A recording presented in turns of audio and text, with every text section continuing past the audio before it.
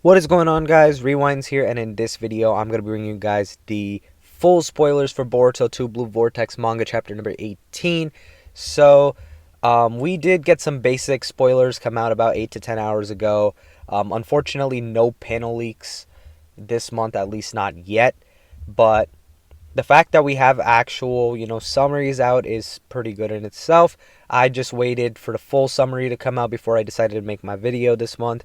So this is pretty much going to be everything put together in this video. The only panel, by the way, that has come out so far is the sneak peek preview one, which showed Konohamaru and Matsuri having a conversation. And I also want to say how we're going to do this video is I'm going to run through a quick summary first for those of you that are interested in the quicker version, and if you're more so interested in the more in-depth version, you can cut forward in this video and get to that if you like. But that's how I'm going to do this video, and let's get started. I also haven't really checked these out at all. I've had a lot going on today, I'm not going to lie, but I'll react to it as we read. So shout out to Felix for all these translations, and let's have a look. So first things first, we have a color page of Matsuri, and the chapter starts out with Sumire entering Amado's lab, where she sees Kawaki pinning Amado in the wall. And Sumire is surprised and shouts, "Kawaki!" And as he demands that his limiters be lifted, Kawaki loosens his grip slightly, allowing Amado to breathe and speak. However, Amado activates the shutdown code, causing Kawaki to fall asleep. So this is kind of sus, I'm not gonna lie. Amado not even being willing to talk to him even a little bit, and grant his request. But then again, Amado did get attacked, so I kind of get it. But still, this is kind of an interesting move from him, and I want to see where this leads. So we do get some small talk between Amado and Sumire while Kawaki is sleeping. And then we're back to the sand, or Suna, where Sarada and the rest are. And Ryu, Sarada, and Mitsuki are heading to where Yodo and Araya are. But Ryu ends up seeming suspicious, so he activates his iron sand power. So somehow Ryu is having suspicions here now, and it seems like that as an instinct response made him activate the iron sand. Moving on to the next part, which will lead us to the end of the chapter here for the short summary. The page after the sneak peek is a little flashback when Moegi and Konohamaru were kids.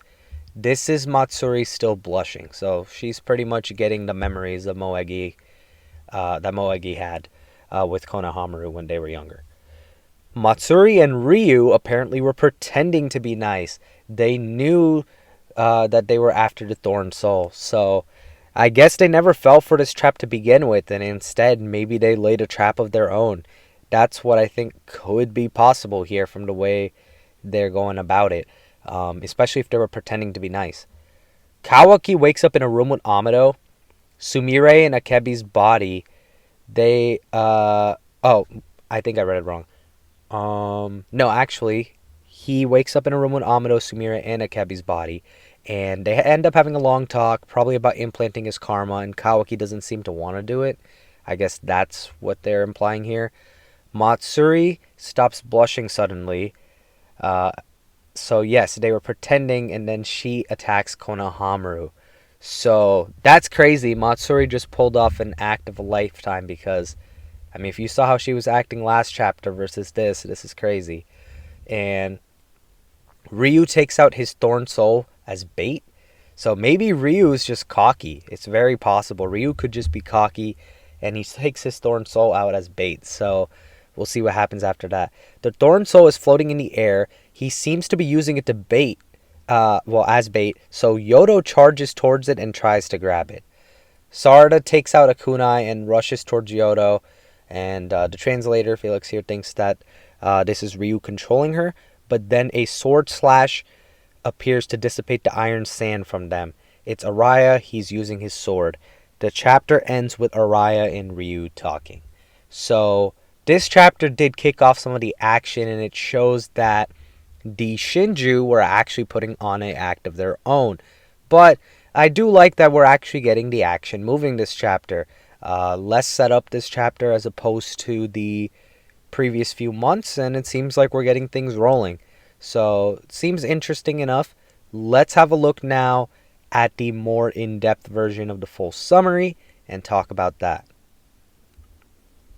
So, Chapter 18 summary. The chapter is titled Sleep on It. Sumire opens Amado's lab. She sees Kawaki threatening Amado. Sumire says, Kawaki-kun. Kawaki says, don't make a fuss, Sumire. I'm in control. This is just a conversation between two reasonable people, but I may get rough. Reasonable? I don't know about that. Kawaki says, to be honest, I couldn't care less about the parts of my body you played with. It's in the past, but no more. I will decide now whether I should be modified or not. Change my parameters, upgrade my attack stats. If you refuse, then I don't need you anymore and you become a liability. I might kill you on the spot. Sumire again yells, Kawaki-kun. Kawaki says, try me, Amado. I will do it. Look at my eyes and try me if you dare. Make my day. Kawaki says, choose your words very carefully. If you don't want to die, that is. Amado says, sleep on it, Kawaki. Kawaki ends up losing consciousness and collapses.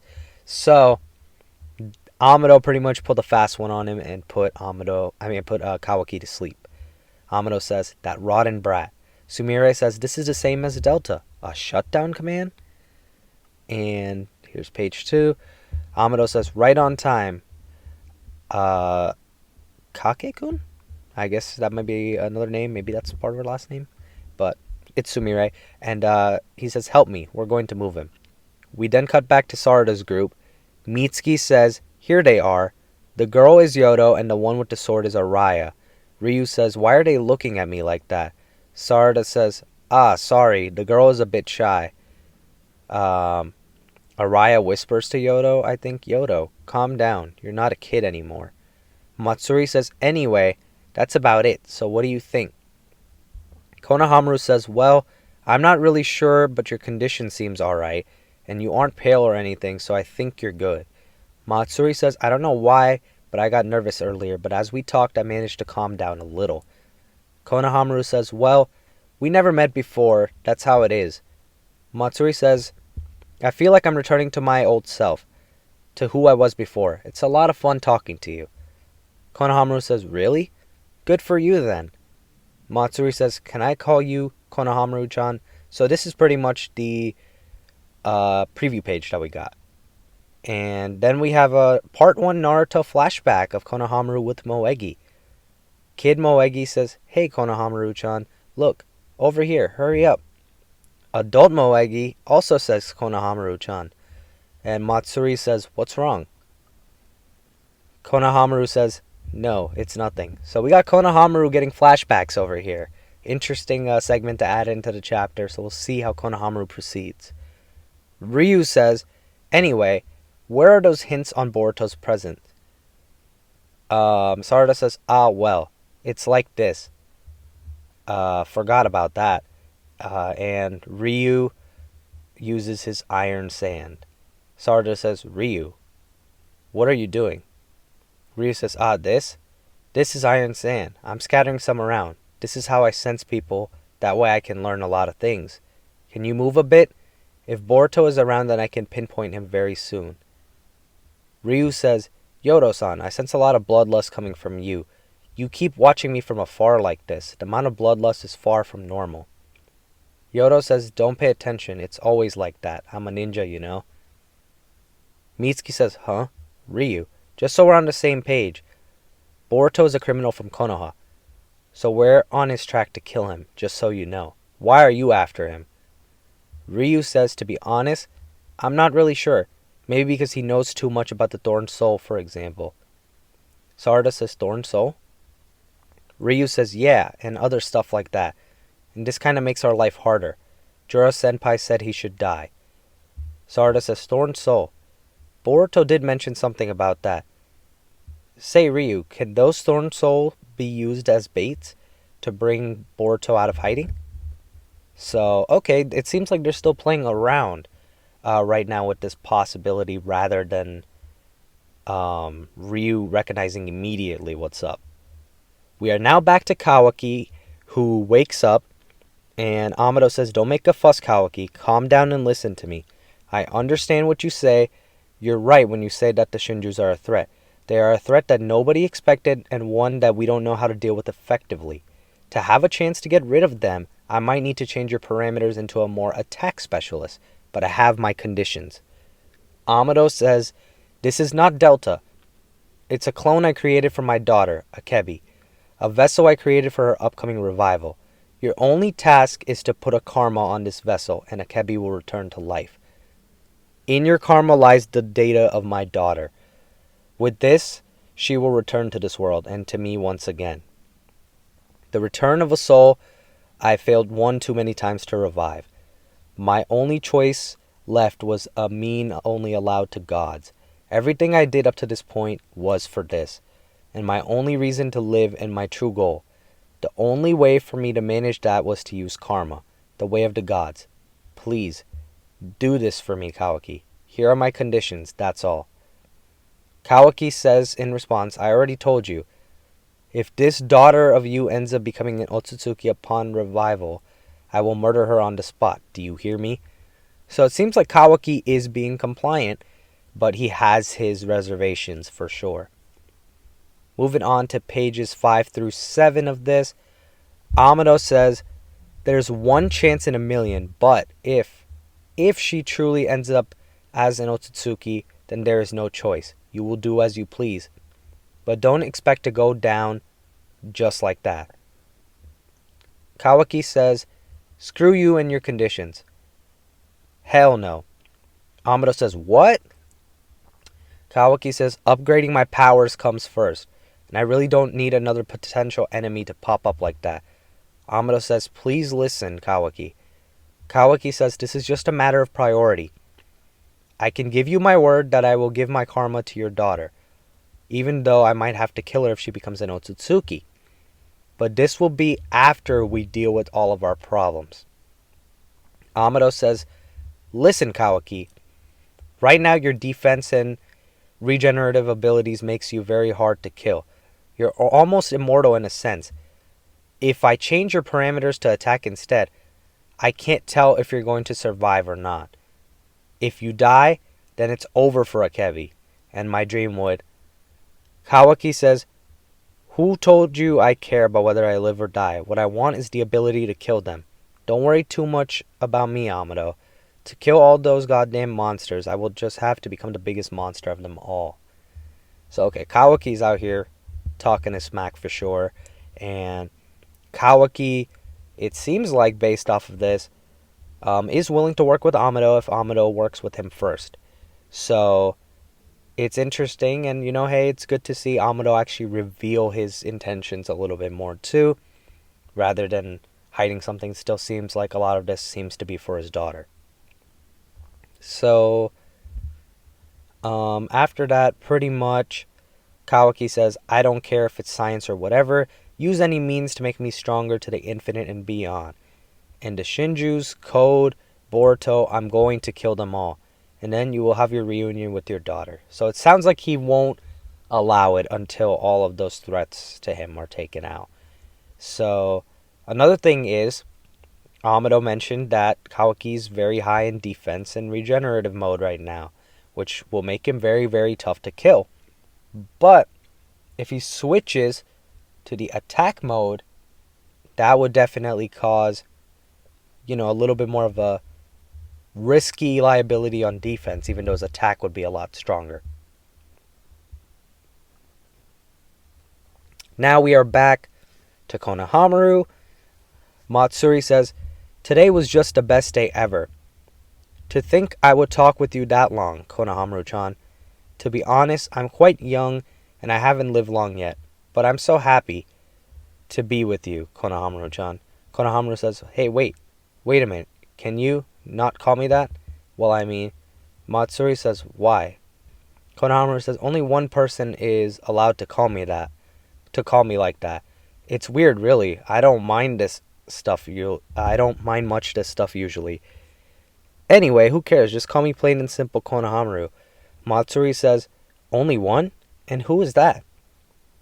Konohamaru says, Don't take it like this. This is not important. Matsuri says, maybe, just maybe. Is this about Kazamatsuri Moegi? I knew it. Hey, who is this girl to you? Answer me, Sarutobi Konohamaru. Ryu says, using the thorn soul as bait. That's clever. I never thought about this. Sarada says, a thorn soul. It looks the same as last time. Araya says, this is the thorn soul? Ryu says, I wonder if the bait is going to work. Araya says, Yodo. No, wait. So, Yodo kind of gives in here from the way it's sounding. Yodo says, my body won't move. Ryu says, hoo. Well, what do you know? It worked. I figured something like this would happen. And Mitsuki said, this guy, he acted like he was simple-minded, but it was an act. Sarada says, this is Ryu's iron sand. Ryu says, isn't this mean, my dear ninjas? Why the betrayal? This is going to leave a trauma. A punishment is in order. So, yep, there's the acting part. Sarada says, I can't control my body. Mitsuki says, the iron sand. The iron sand controls our movement. It's like we're his puppet. Araya attacks. Sarada says, I can move again. Did he blast the iron sand away? Araya says, magnetic iron particle sealing wave. Shinki says, this technique I created, or this might be a flashback, where it says Shinki says, this technique, oh no, he's talking to Shinki actually, that's what it is. Shinki, this technique I created to have our own combination jutsu. To think I would have to use it like this. Shinki, I'm going to need your power on this fight. Ryu said, hey, what's that? Isn't this a bit unfair? End of chapter. The blade that was made to cooperate with Ryu's iron slam explodes. And what will happen to Konohamaru? And that's pretty much where the chapter ends off. So, I'm not sure if Konohamaru, based off like the in-depth spoilers, if he got attacked by Matsuri or not, but you could tell Matsuri is at least jealous because of everything that happened, in the sense of Konohamaru saying only one person can call me that. So that makes sense why she would get jealous and why she would want to attack. So I can see where that possibility comes from in the early summary part, as well as this whole thing with Ryu. Ryu seems to have faked everything just to kind of get them trapped, and also now that's going to lead into probably a big battle in chapter 19. But at least we kicked off some of the action. Now it's a matter of actually seeing some of these pages and panels. Is Konohamaru in big trouble right now? Is Matsuri actually attacking? And is Team 7 in big trouble as well as Yodo and Araya? Those are the big questions, but ultimately, I like the spoilers for this month. I feel like we're keeping things moving. It, again, doesn't seem like it's the most exciting chapter in the world, but we're keeping things moving, and it's definitely some solid stuff. So, that's kind of my early thoughts on it. But definitely let me know what you guys think of everything in the comments below. I'm definitely curious to hear. But that's going to wrap up this one. If you guys did enjoy the video, be sure to hit the like button and subscribe to my channel if you guys are new. And as always, I hope you guys have a good day or night whenever you guys are watching this video. I'm Rewinds, and I'm out.